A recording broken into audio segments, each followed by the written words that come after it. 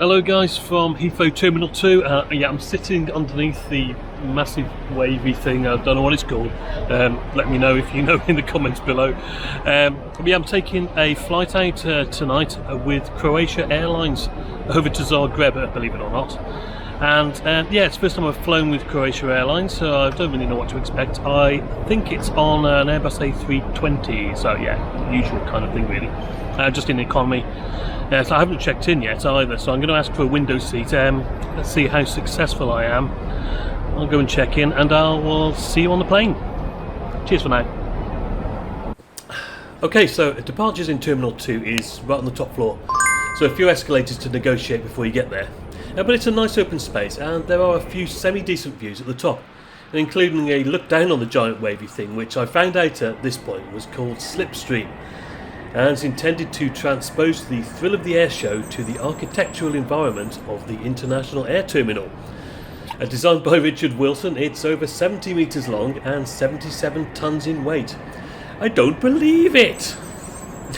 Anyway, check-in was smooth enough. I managed to get my window seat and yeah, made it through to airside, where predictably my flight had been delayed.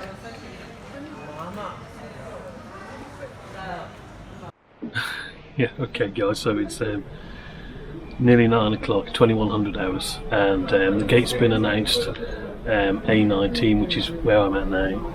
Then we've got the A320 there behind me. It's totally dark outside, so it's not going to be much to see, unfortunately, as we take... I did ask for a window seat. It's a bit pointless really now, isn't it? But anyway, I think we'll probably be called to board in the next quarter of an hour. So I'll see how I get on, shall I? And report back a little bit later on. Now, all Star Alliance airlines, of which Croatia Airlines is a member, use Terminal 2 at Heathrow. Now, I have no status with this airline alliance, so yeah, I waited in line with all the other economy passengers taking this flight. Boarding was efficient enough though. All the usual formalities completed, I headed down the jet bridge and eventually made it to the aircraft 9ACTK, a 22.4-year-old Airbus A320-200.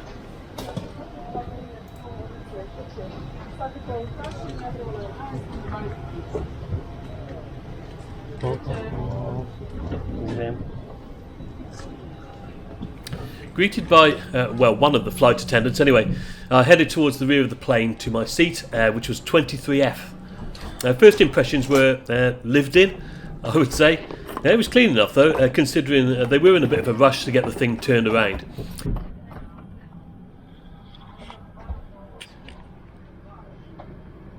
Now, all seats had antimacassars and the colour scheme was nicely understated, I thought. Now, these little blue squiggles on the seat backs, for example, being a really nice touch. The bum cushion here looked like it was trying to escape from the rest of the seat though. Overhead you have the usual individual reading lights and air vents. Seat pitch with Croatia on this aircraft is 30 inches according to their website, which yes, that's fine for somebody of average height like me. Just on board, yeah, very strange noise, and then the lights went off. Be alright, but I'm sure we'll be alright. It's only 20 odd years old, this aircraft. There's nobody in the row yet, fingers crossed, eh? Yeah, so I ended up in an empty row, which is always the best result, isn't it, when flying economy? The flight, I would say, was about 75% full, so yeah, I did well to manage that really. And the overhead screens were deployed before takeoff for the safety drill. The cabin lights were dimmed, and we taxied out to take off from runway 09R for tonight's departure.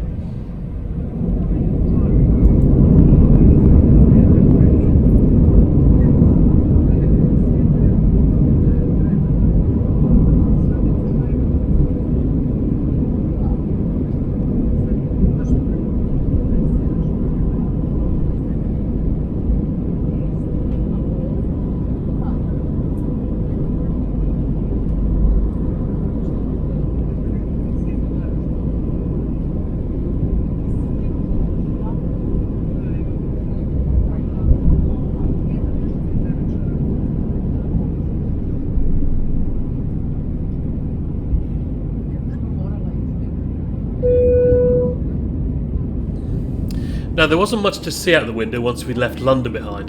The cabin lights came back on, and I had a look at the in-flight magazine. I didn't know much about Croatia Airlines, to be honest, but I was struck by how few destinations they actually fly direct to. There's nothing at all outside Europe. But yeah, a quick look at the fleet. Well, it's just 12 aircraft, so it's not surprising really. This one being the only A320 they've got. There's 5 A319s and half a dozen Dash 8s. And apparently all these aircraft are going to be replaced in 2026 by 6 A220s they've got on order. A nice magazine though.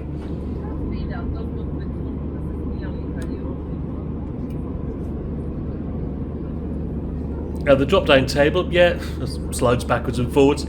There's 2 indentations for cups here, one of which was used for the free cup of water that was provided, along with a small snack called quirky, which apparently means crackers in Croatian.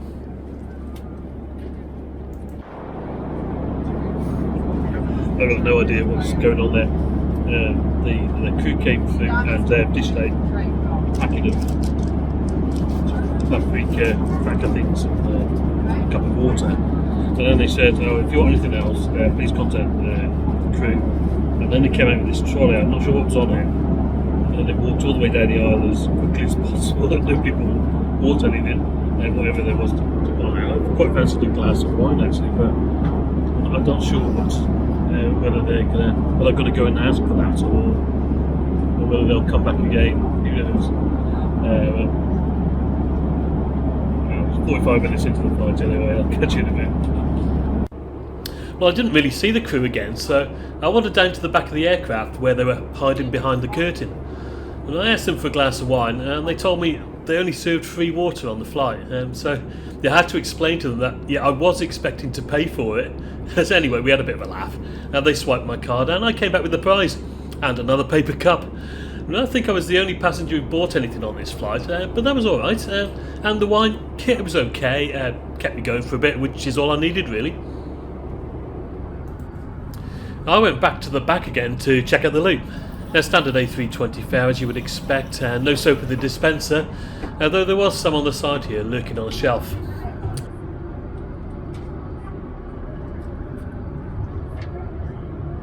There were no paper towels, which was disappointing, and I had to resort to using toilet roll again. But yeah, the loo was clean overall, but yeah, it could have been better. There was nothing very interesting to see on this night flight, but we were at least descending into Zagreb, and cabin lights were dimmed on approach. The time taken to cover the 1,369km route was 1 hour and 53 minutes, and we arrived into Zagreb 1 hour and 52 minutes late.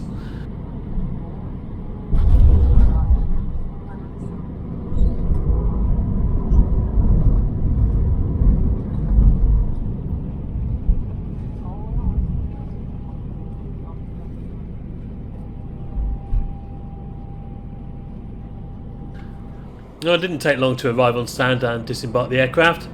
The price I paid for this one-way trip was £78.96 with Booking.com. I very rarely use third parties to book airline tickets, but it was approximately 25% cheaper in this case, and I have to say the experience was perfectly fine. I will use them again as and when the price dictates.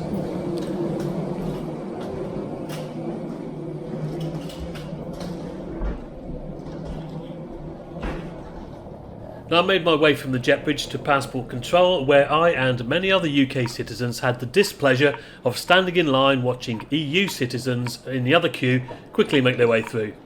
Another Brexit bonus, isn't it? Just absolutely crazy. Anyway, I finally reached the other side and called a cab and headed for my hotel. Just got to the hotel. 2 o'clock in the morning. Not too bad. Flight was delayed by about an hour and a half, but what did you think?